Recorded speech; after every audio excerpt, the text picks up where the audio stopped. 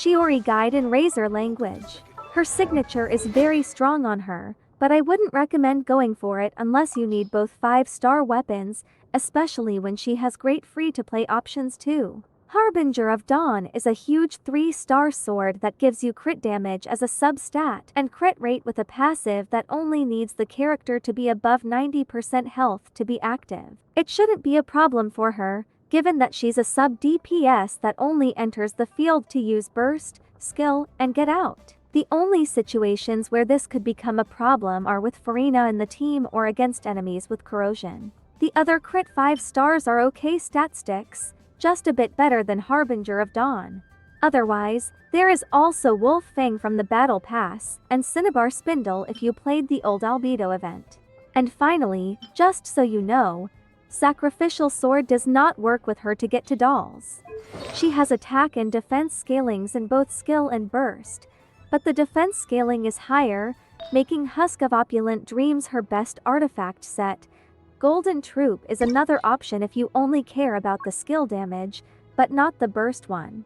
Golden is on a more efficient domain with the Hunter set, but the Husk set is in the Strongbox, so do what is best for you. Main stats are Defense Sands, Geo Damage Goblet, and Crit Circlet.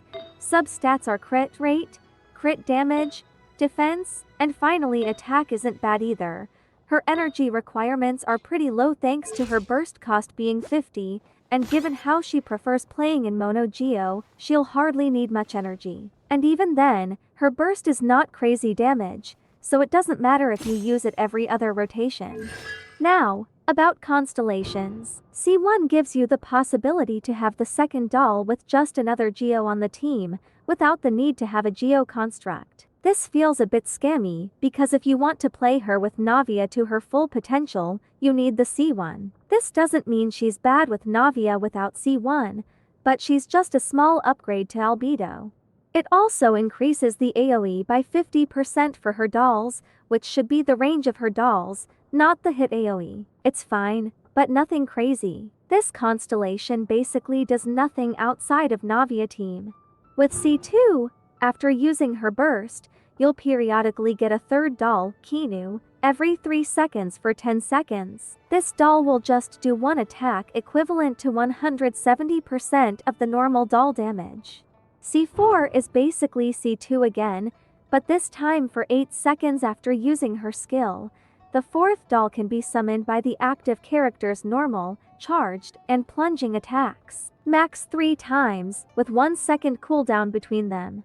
And finally, C6 decreases her skill cooldown by 12 seconds, and increases her normal attacks by 235% of her defense, making her a really strong and viable main DPS.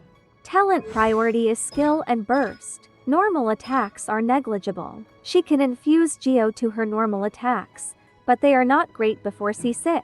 I did it to have fun with the dual swords in the open world only.